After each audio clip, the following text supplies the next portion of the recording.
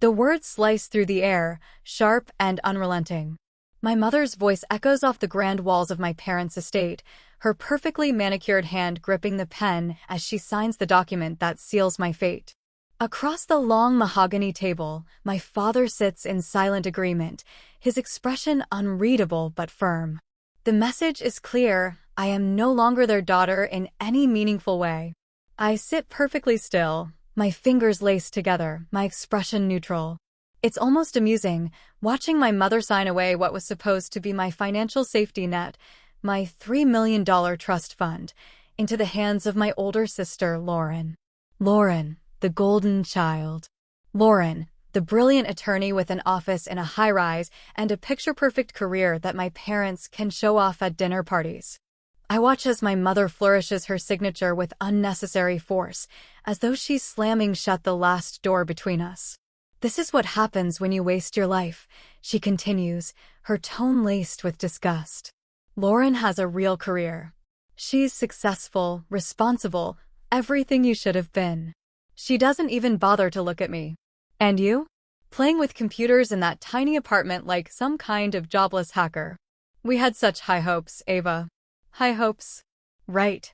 What they mean is that they had expectations that I would follow their carefully designed blueprint for success. That I would take my rightful place as another cog in their perfectly manufactured world. That I would fit neatly into the mold they had carved for me. But I never did. My father finally speaks, his voice low but unwavering. This is for the best. He folds his hands in front of him, his gaze level. Lauren deserves it.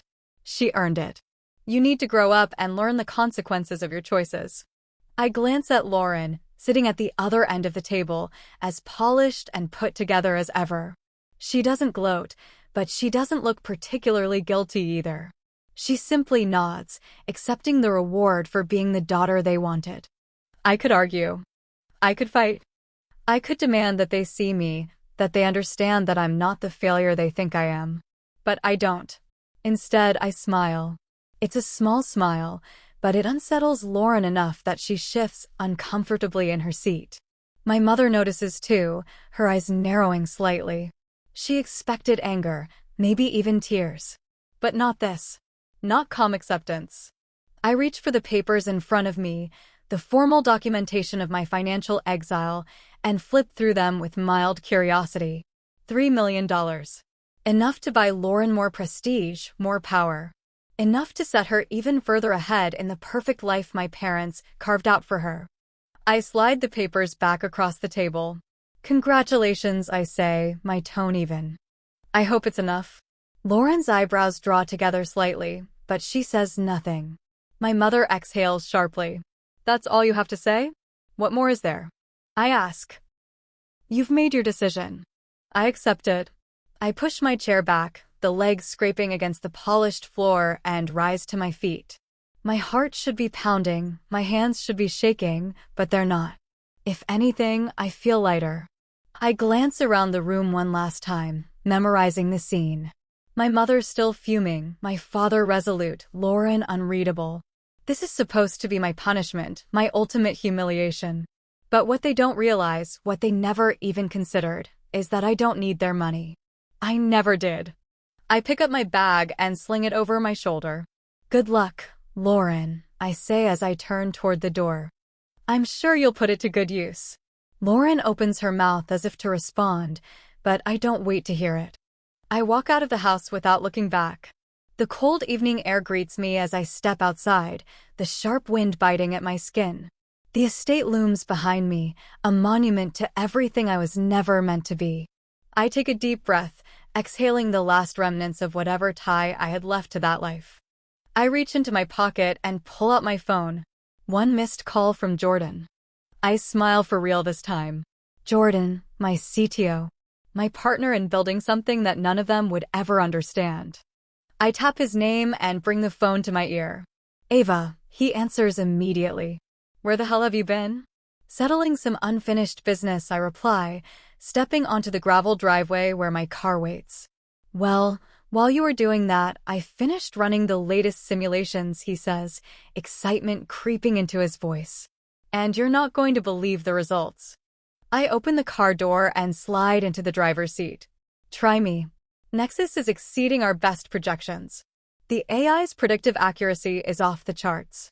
We're on the verge of something huge, Ava. I stare ahead into the night, gripping the steering wheel. My parents think I have nothing. That I'm a failure, a lost cause. That without their approval, I am powerless. But they couldn't be more wrong. You there? Jordan asks. I'm here, I say, a slow grin spreading across my face. And so is Nexus. We're just getting started. I hang up and start the engine, the headlights slicing through the darkness. I don't need their money. I don't need their validation. By the time they realize what I've built, what I've become, it will be too late.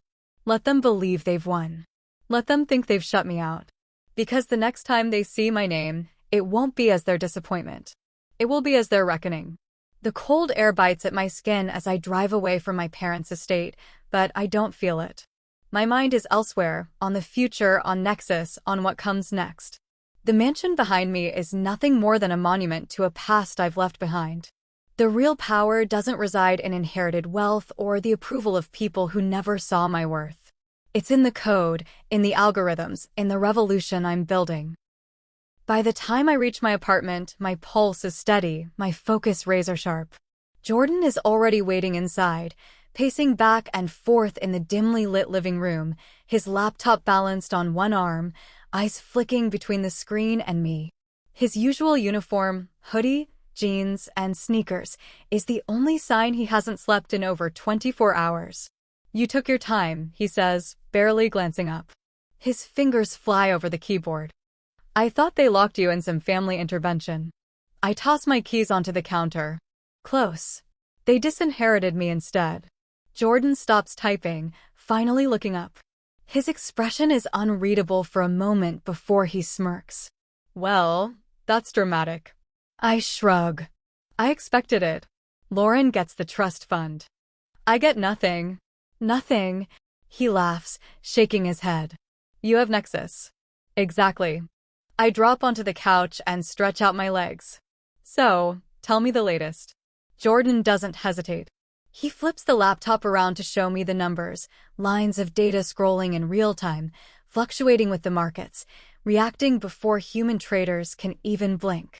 The AI's predictive capabilities have reached a new level, adjusting trades with breathtaking precision, learning from the tiniest patterns others miss. Nexus is no longer just an experiment. It's a force. This, he says, his voice filled with restrained excitement, is bigger than we thought. The system isn't just analyzing market behavior, it's anticipating it. I ran the latest simulations against live data, and Nexus outperformed every hedge fund model by a factor of 3. If we go live with this, Ava, we're talking billions in potential profits. Not millions. Billions. I take a deep breath, absorbing the implications. This isn't just about proving my family wrong. It never was. This is about power. Real power.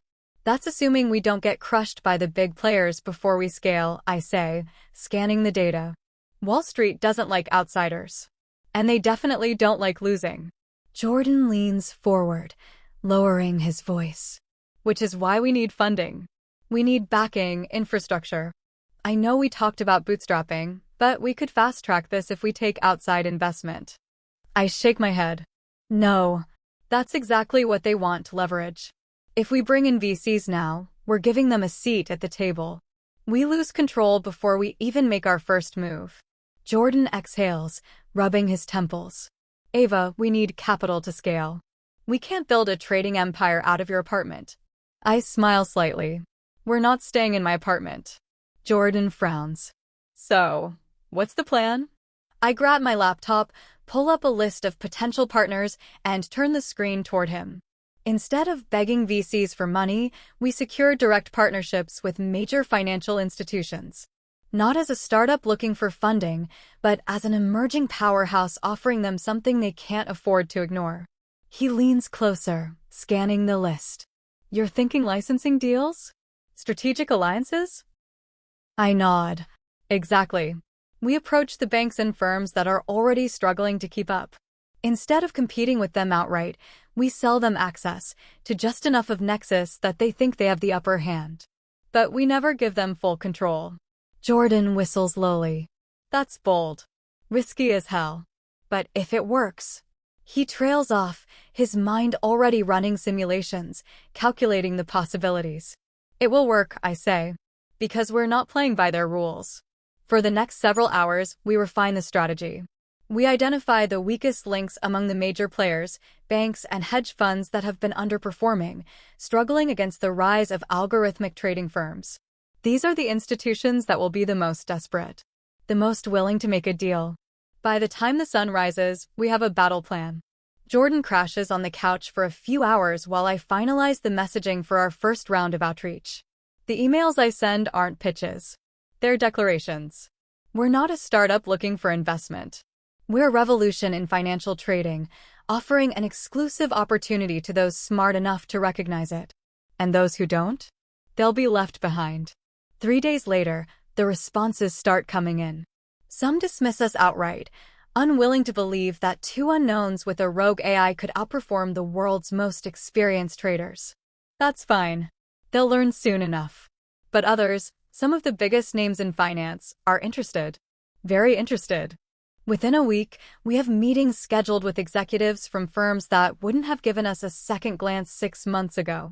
And the best part? They think they're the ones in control. The first meeting is with Sinclair Holdings, a hedge fund that has been hemorrhaging money for the past 2 quarters. Their CEO, Mark Sinclair, is a shark in a suit, polished, powerful, and, most importantly, desperate. Jordan and I arrive at their headquarters, a gleaming tower of glass and steel in the heart of Manhattan.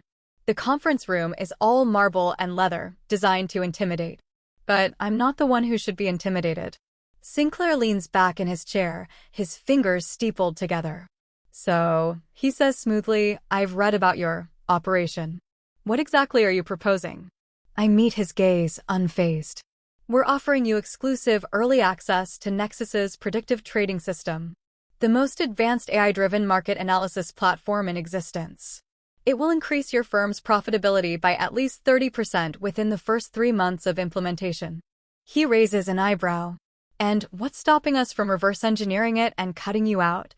Jordan chuckles, shaking his head. You won't be able to. Nexus isn't just an algorithm, it's an evolving system, constantly adapting, improving. If you think you can break it apart and replicate it, go ahead and try. But by the time you think you understand it, it will have already moved past you. Sinclair studies me, assessing. He sees confidence, certainty.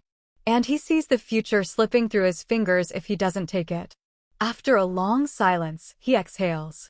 Fine. What's your offer? I slide a contract across the table.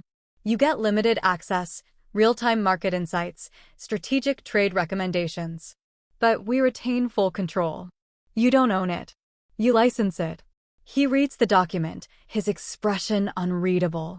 Then, after what feels like an eternity, he nods. We have a deal.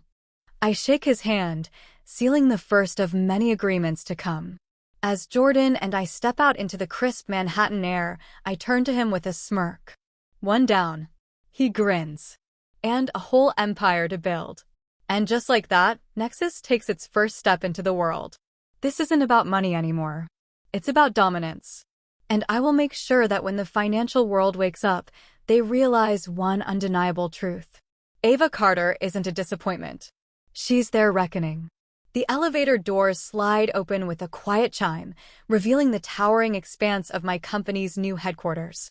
The glass walls stretch from floor to ceiling, offering a breathtaking view of the Manhattan skyline, a city built on ambition and ruthless competition. A city that Nexus is about to reshape.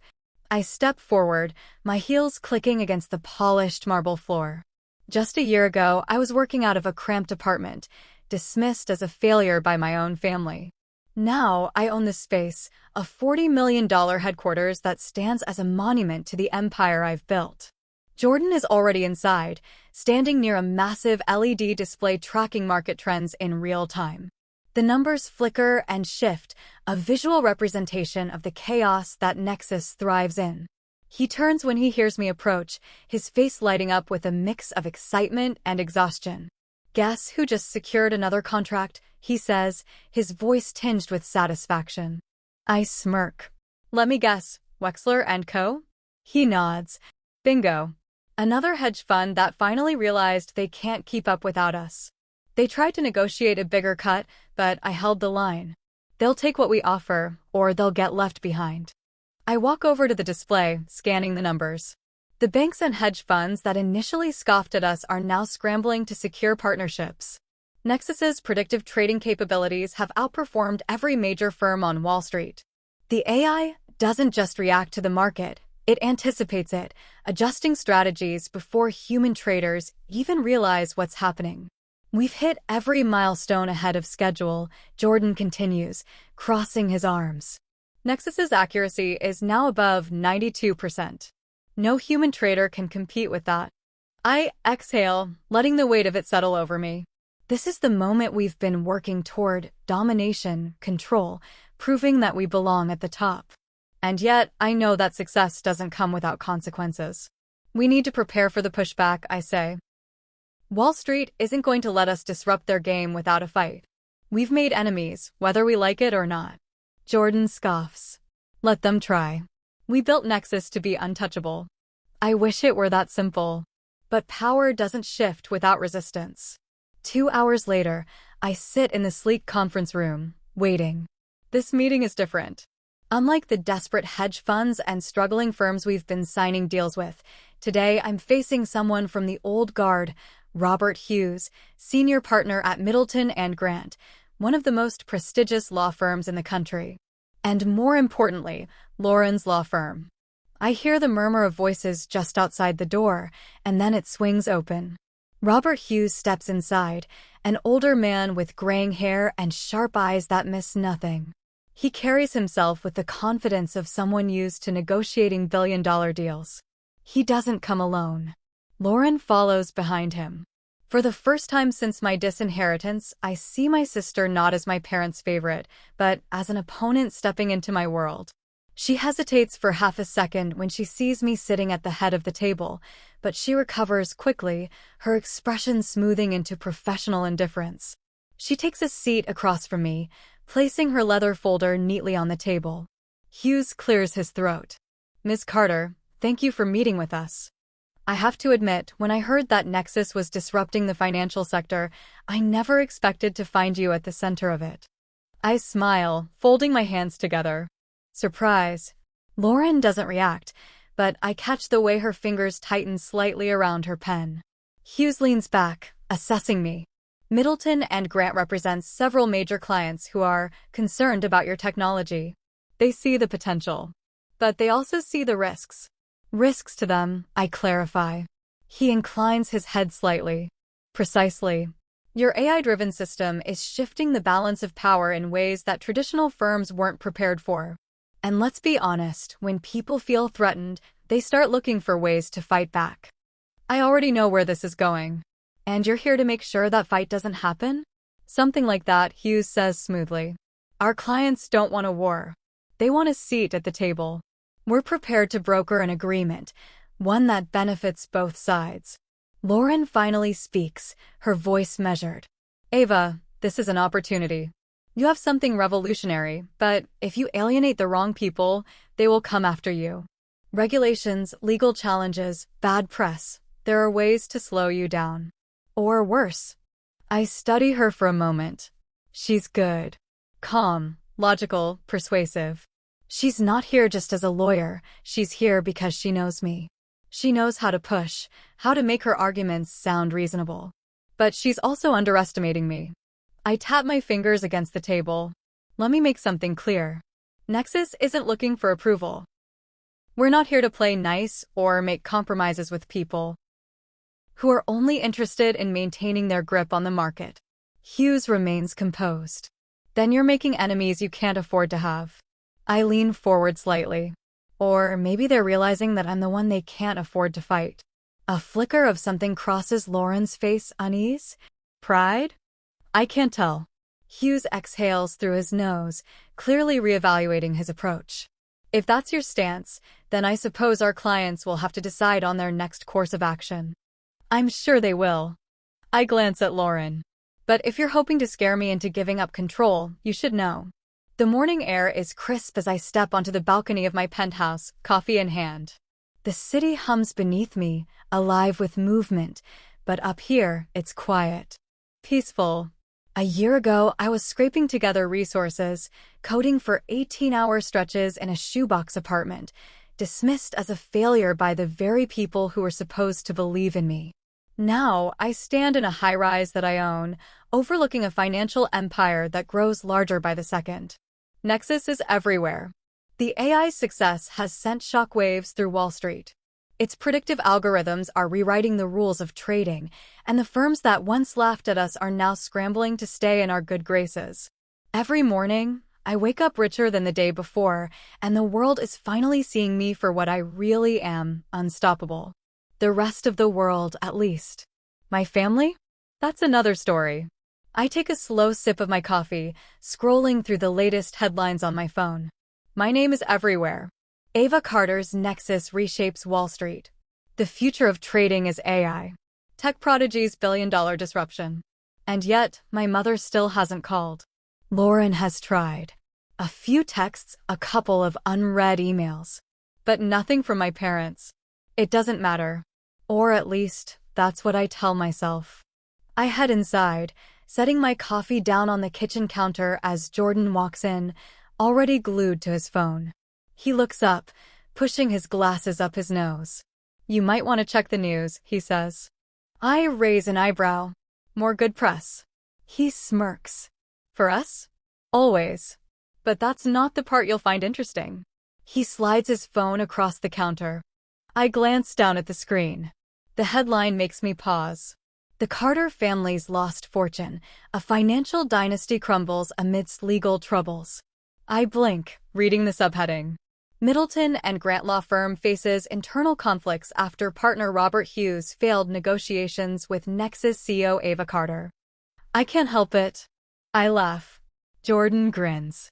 Told you it was good. Lauren's firm is in trouble. Not because of us directly, at least. Not yet, but because the legal world is realizing that they backed the wrong horse. Firms are shifting, money is moving, and suddenly, the people who thought they controlled everything are watching their influence slip through their fingers.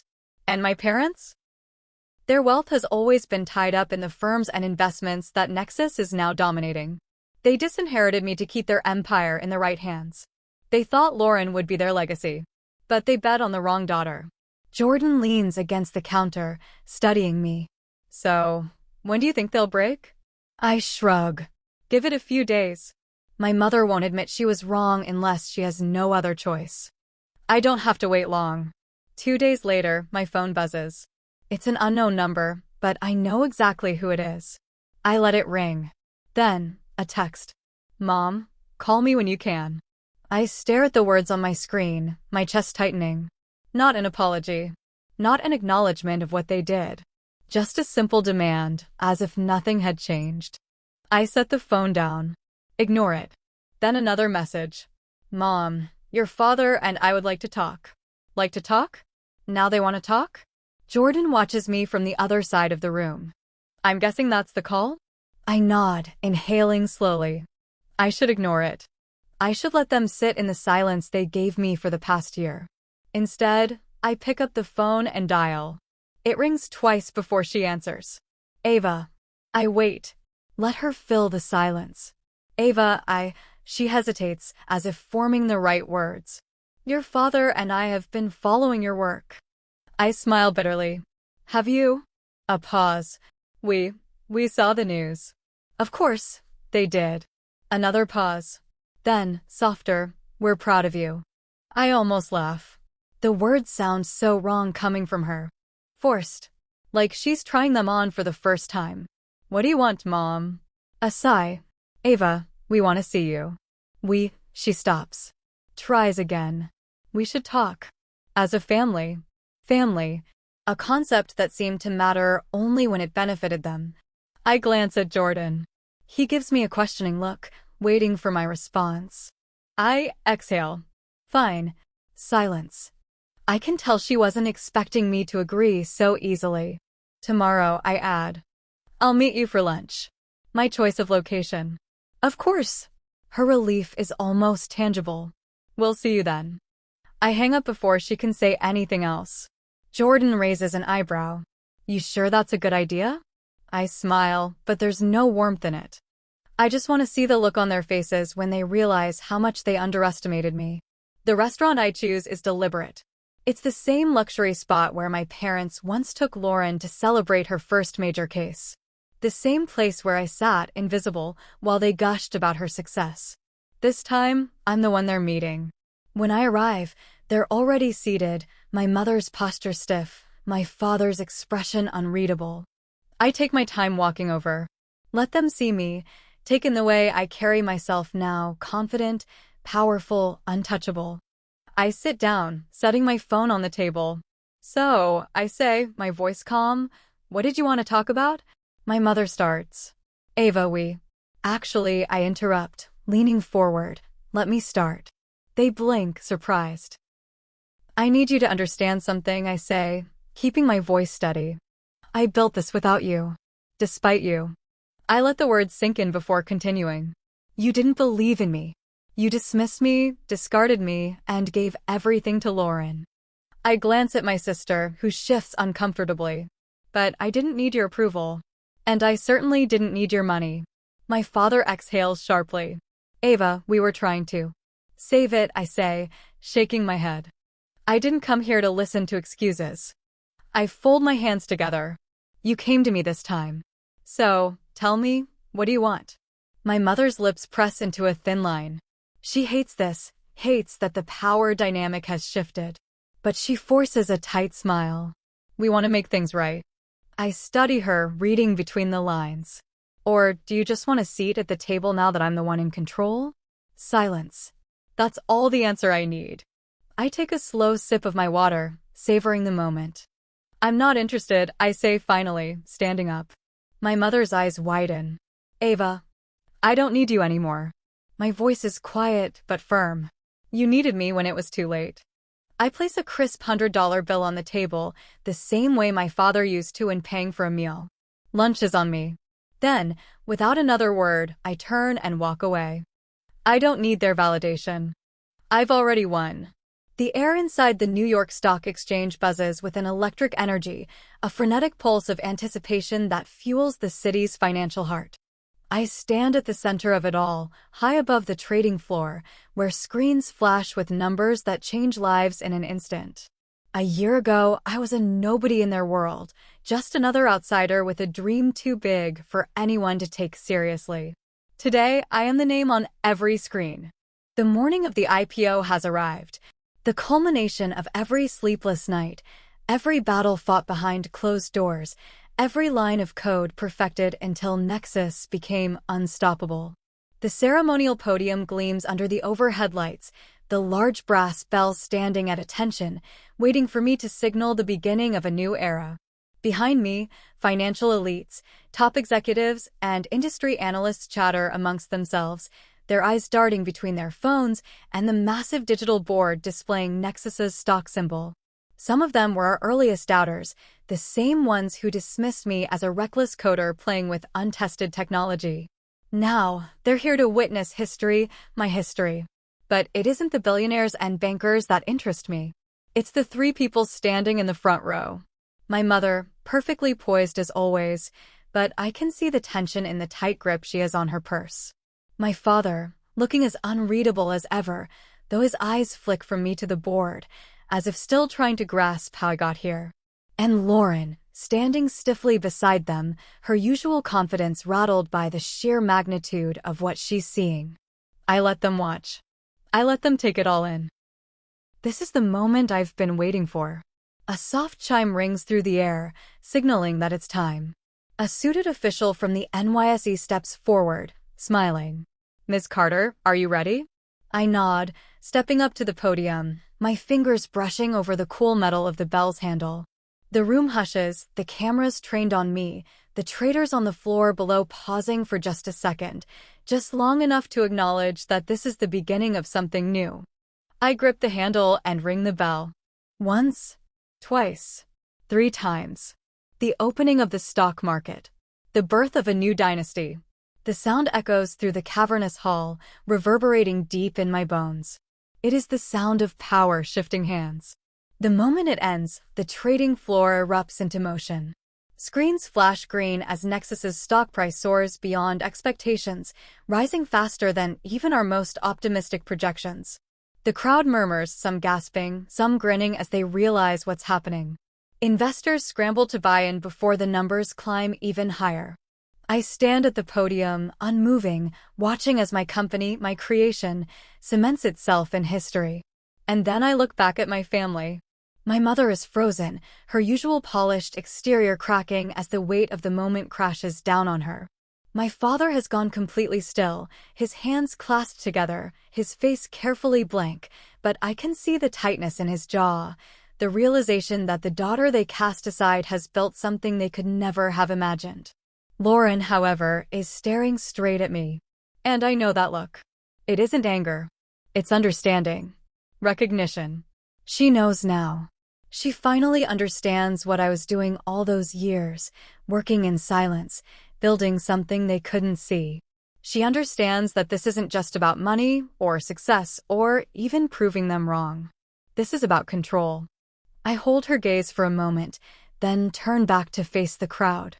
The cameras, the world. The interviews begin almost immediately. Journalists push forward, eager for sound bites, for insight into the woman behind Nexus. I answer some of them, give them just enough to fuel the narrative. But I'm already thinking about the next step. The real celebration happens that evening. A private event held in one of the city's most exclusive venues. The kind of place where deals worth billions are made over a single drink. I walk through the party, watching as the guests, investors, executives, competitors, gather in clusters, their eyes shining with the knowledge that they're in the presence of the future. I stop at the bar where Jordan is nursing a glass of whiskey, a smirk on his face. "Well, that was fun," he says, raising his glass. "To world domination." I clink my glass against his. "To making them regret ever underestimating us." He chuckles, shaking his head. "Did you see their faces? Your parents? That was priceless." I take a sip of my drink, letting the warmth settle in my chest. They never saw it coming. Jordan leans in slightly. "So, what now? What's the next move?" I glance around the room, my mind already spinning with possibilities. "We expand," I say simply. "Nexus is just the beginning. We're not just here to play in the market, we're here to own it." Jordan grins. I like the sound of that. Before he can say anything else, a familiar voice cuts through the crowd. "Ava." I turn, already knowing who it is. Lauren stands a few feet away, her expression unreadable. She looks different. Not quite the polished, self-assured attorney I've always known. There's something else there now. Something raw. Jordan raises an eyebrow, but steps away, giving us space. I cross my arms. "Surprised you came." Lauren exhales, glancing around the room.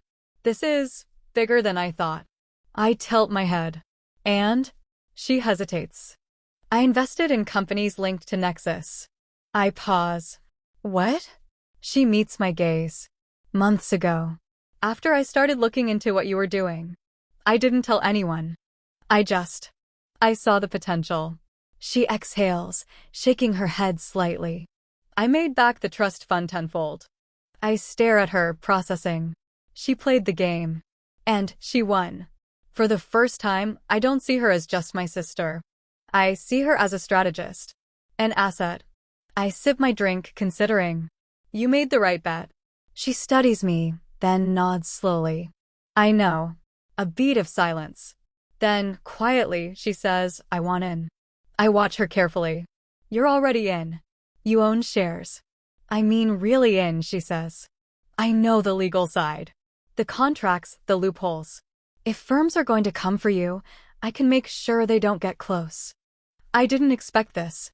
But maybe I should have. Lauren doesn't follow. She adapts. And she knows now that I am the future. I swirl the liquid in my glass, thinking, bringing her in means keeping her close. keeping her under my terms, and making sure that, for once, she's the one answering to me. I smirk. All right, Lauren. Let's talk. She exhales, something shifting in her expression. This isn't a victory for her. It's mine, and she knows it. I wake up to the sound of my phone buzzing incessantly. It's barely morning, and yet I already know what this means. Nexus's IPO numbers must have shattered projections overnight. I reach for the phone on my nightstand, glancing at the screen. A dozen missed calls from financial analysts, executives, and reporters, all desperate to get a quote from me. I ignore them and instead check the live stock data. My net worth has officially surpassed $10 billion. I exhale slowly, letting the reality settle in. Not just billionaire status, power. Rolling onto my back, I stare at the ceiling. For years, I worked in the shadows, coding in the dim light of my apartment while the world ignored me. Now, I own one of the most valuable financial AI systems ever created. And the world can't ignore me anymore. A sharp knock at my door pulls me from my thoughts. Ava, Jordan's voice comes through. You're gonna want to see this. I push the blankets off and throw on a robe before heading to the main room of my penthouse. Jordan stands by the floor-to-ceiling windows, phone in hand, already dressed like he never went to sleep. He turns the screen toward me, and I immediately see what he's looking at. Headlines. Everywhere. Nexus AI IPO breaks records. Stock surges 120% in first trading hours. Ava Carter joins the ranks of the world's youngest self-made billionaires. Wall Street's power shift. How one woman's AI is outperforming the titans of finance. I smirk. Did you ever think we'd get here this fast? Jordan grins. I knew we'd get here. Just not overnight. I pour myself a coffee and settle onto the couch, scanning through the market reports. Nexus isn't just dominating, it's obliterating every expectation. And that means the real battle starts now. Jordan sits across from me. The big players are pissed, he says. We disrupted the entire market in one day. You know what that means. I do. They're going to come after us. Lawsuits, regulations, media smear campaigns. Wall Street doesn't like being outplayed, and I just turned the entire game upside down. Jordan leans forward. We need to be careful, Ava. If they can't beat us in the market, they'll try to crush us legally. I nod, already knowing my next move. We stay ahead, I say. Which is why I agreed to meet Lauren. Jordan tilts his head. You trust her. I set my coffee down. I don't trust anyone, Jordan. But I know she wants to be on the winning side. A knock at the door signals her arrival. Jordan stands. Guess we're about to find out. Lauren steps into my penthouse, taking in the space before meeting my gaze. There's a different energy about her today, something restrained, calculating. She sits across from me, setting a leather portfolio on the table. Congratulations, she says, nodding slightly. You've done what most people never will. I raise an eyebrow. That almost sounds like respect. She exhales through her nose. It is. I tilt my head. And now you want in. She doesn't flinch. I already am in, she says smoothly. I made the right investments. But I can be more than that. You need legal firepower now, Ava. You will be facing lawsuits, regulatory scrutiny, maybe even government intervention. The more powerful you become, the more people will try to tear you down. I consider her words. I don't need a lawyer, I could hire the best in the world. But Lauren isn't just another lawyer. She knows the system and she knows me. I sip my coffee. And what's in it for you? She doesn't hesitate.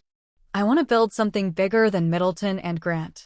You and I both know they won't survive what's coming. I want to be part of something that will. I watch her measuring. For the first time, she isn't trying to convince me of my failure.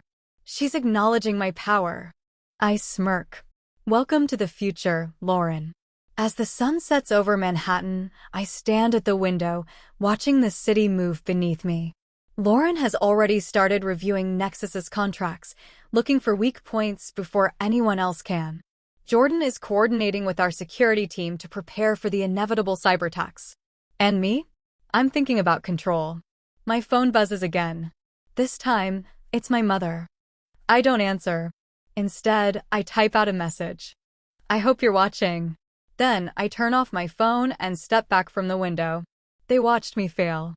Now, they'll watch me own everything they thought I never could. The evening air is crisp as I step out of the car, the city's lights reflecting off the sleek, tinted windows. The restaurant looms before me, La Verve, one of the most exclusive dining establishments in Manhattan. A place where deals worth billions are made over whispered conversations and a bottle of wine that costs more than a year's rent in my old apartment. I remember the last time I was here. I wasn't invited then. I had sat at a corner table, forgotten, while my parents toasted to Lauren's latest legal victory, praising her brilliance, her hard work, her destiny to carry on the Carter name. I had been nothing more than a bystander in my own family, a shadow against their carefully curated success. But tonight, the restaurant is mine. Not literally, but for all intents and purposes, I might as well own it. The private dining room at the back, the one reserved for the most powerful, belongs to me tonight. Every guest here knows my name. And more importantly, they respect it. I walk through the entrance, my heels clicking against the polished marble floors. Heads turn as I pass, some in recognition, others in curiosity, and a few, especially the old Wall Street executives who once dismissed me, with a thinly veiled resentment. Good. Let them watch. The maitre d' greets me with a polished smile, already knowing who I am. Ms. Carter, your guests have arrived. I nod, barely acknowledging him as I follow the hostess toward the private dining room. Inside, my parents are already seated. My father, as stoic as ever, stares at the menu as if it holds the answers to all the questions he refuses to ask. My mother, carefully composed, sips her wine, though I can see the stiffness in her shoulders, the tension in her grip. Lauren is there too, her face unreadable, though she sits with the kind of controlled ease that tells me she's not entirely sure which way this night will go. I take my seat at the head of the table, the same spot my father used to claim. For a moment, no one speaks. Then, my mother clears her throat. Ava, she says, forcing a smile. This is a beautiful place. I let the silence stretch a little longer than necessary before replying. I thought you'd appreciate it. She nods, but I can see the way her fingers tighten around the stem of her glass. She's uncomfortable. Good. My father finally speaks, his voice measured. You've done well for yourself. A bland statement, as if my success is nothing more than a mild observation, a footnote in a conversation. I tilt my head. I have. His jaw twitches slightly, but he says nothing. Lauren, to her credit, decides to cut through the tension. You didn't invite us here just to listen to Mom and Dad struggle with small talk. She leans forward slightly, eyes locked onto mine. What's this about, Ava? Straight to the point. As expected. I take my time picking up my wine glass, swirling the liquid as I let the weight of the moment settle around us. Then, finally, I speak. I wanted to give you all a chance to see it firsthand, I say, my voice even. To understand exactly what you threw away. My mother's face pales slightly. Ava. No, I cut her off smoothly, setting my glass down with deliberate care. You don't get to explain anything to me. You made your choice. You gave away my trust fund. You told me I was a disappointment. You made it clear that I wasn't worth your time. She exhales shakily, eyes darting to my father, but he remains silent. I continue. And now, you're sitting here because the world is finally acknowledging what you refused to see. Because I have built something greater than anything you ever imagined. And now you want to talk. I let that hang in the air. Lauren shifts slightly in her seat, her face impassive, but I can tell she's listening intently. My father sighs, placing his menu down. We made a mistake. I blink. Of all the things I expected, an admission from him was not one of them. I study him carefully. A mistake? He nods, fingers interlaced on the table. We underestimated you. We didn't see the potential in what you were building. And we were wrong. My mother's eyes widen slightly, as if shocked to hear him say it aloud. I raise an eyebrow. That's a nice sentiment. But it doesn't change anything. Silence. I lean forward slightly, looking between them. You don't regret what you did, I say quietly. You regret that you were wrong. My mother flinches, and I know I've hit the mark. Lauren finally exhales. Okay, she says, shaking her head. So, what now, Ava? What do you want? I study her for a moment before giving her a slow smile. I don't want anything, I say simply. I have everything. She nods slightly, as if she expected that answer. I turn back to my parents. But I do have one question. My mother hesitates. What is it? I tilt my head. If I had failed, if Nexus had crashed and burned, would you have ever reached out to me? A long pause. And then, my mother looks down. There it is. The real answer. I sit back, exhaling. That's what I thought. The rest of the dinner passes in awkward silence. I make polite conversation when necessary, but the power dynamic has already been decided. They aren't here because they love me. They're here because they can't ignore me anymore. And that's enough. As the meal wraps up, I raise my glass in a quiet toast. To success, I say, my voice light but pointed. To proving people wrong. Lauren watches me carefully before clinking her glass against mine. To power, she adds. My parents, after a brief hesitation, follow suit. I take a slow sip, savoring the moment. When the check arrives, I pay it without hesitation, leaving a generous tip. I want them to see, to feel what it means when the daughter they discarded is the one picking up the tab. As I step out onto the street, the city alive around me, I inhale deeply. This is it. The perfect victory. And the best part? They'll never forget it. The morning light filters through the towering glass windows of my headquarters, casting long shadows across the marble floors. I step inside, my heels clicking against the polished surface, a rhythmic sound of control and certainty. It's quiet at this hour, but I like it that way. This is my world, one I built from nothing while the people who were supposed to believe in me looked the other way. My name is etched in gold on the sleek black wall behind the reception desk. Nexus Technologies. Ava Carter, CEO and founder. It still feels surreal sometimes. The shift from a cramped apartment to this, a sprawling empire built on the intelligence of an AI that outmaneuvers the best minds in finance. A company that doesn't just participate in the market, it controls it. I walk past the security desk, where a few early employees nod in greeting. The trading floor is already alive with movement, rows of programmers, analysts, and AI specialists watching Nexus in real time as it continues to dominate Wall Street. But it's the sight of a young intern, no older than 20, sitting in the lobby with her laptop that makes me pause. She's hunched over her screen, furiously typing, completely lost in her own world. Her hoodie is slightly oversized, and there's a nervous energy in the way she bites her lip as she works. I know that look. I was her once. I step closer, watching as she scrolls through lines of code, muttering under her breath. She doesn't even notice me standing there until I finally say, "What are you working on?" She jumps, eyes wide as she looks up at me. Oh, her gaze flicks to the badge clipped to my blazer, and I see the exact moment she realizes who she's speaking to. Ms. Carter. I was just reviewing some scripts for the optimization team. I smile slightly. A coder? She nods quickly. Yes. Well, an intern. But, I want to be a full-time engineer here one day. I glance at her screen, recognizing the algorithm instantly. That's a decent approach, but you're overcomplicating the prediction sequence. Try simplifying the feedback loop and letting the AI make the minor adjustments instead of forcing manual input. Her eyes widen. Wait, you still code? I laugh softly. Of course. Nexus wouldn't exist if I didn't. She blinks, clearly processing the idea that the CEO of a multi-billion-dollar company still touches the thing that started it all. I nod toward her laptop. Keep at it, I say. Because one day, the people who doubted you will be watching you from the sidelines. She exhales, nodding rapidly. Thank you.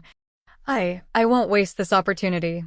I nod once and continue walking, but something about the exchange lingers with me.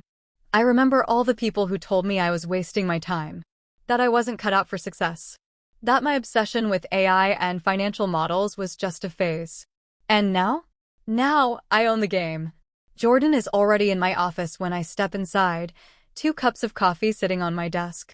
He smirks as I raise an eyebrow. Figured you'd need one, he says. Big day ahead. I take the cup, savoring the warmth. When isn't it? He sits across from me, pulling up the latest numbers on his tablet. Nexus's trading model just hit a new efficiency high. The firms that refuse to work with us are hemorrhaging money trying to compete. He tilts his head. There's already talk of certain banks asking regulators to investigate us. I roll my eyes. Predictable. Jordan grins. Let them try. Nexus doesn't break laws. We're just better than they are. I lean back in my chair, sipping my coffee. And the IPO fallout? Jordan swipes through his reports. Stock price is still climbing. Institutional investors are going all in. Your personal net worth is over $14 billion as of this morning. I exhale slowly. A year ago, my family cut me off, convinced I was destined for failure. Now, I'm worth more than they ever could have imagined. Jordan watches me carefully. Have you heard from them? I know who he means. They reached out, I say casually. Mom and Dad sent another text. Something about wanting to reconnect as a family. Jordan snorts. Now that you're at the top, they suddenly remember you exist? I smirk. Funny how that works. He studies me for a moment.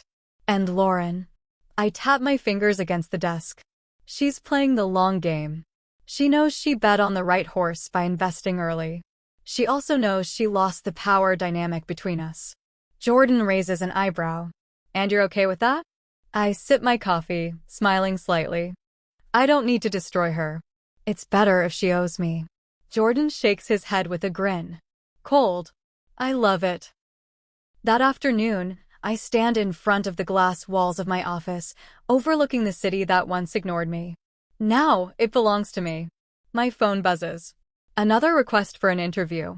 Another desperate attempt from the financial world to understand how I outmaneuvered them. I ignore it.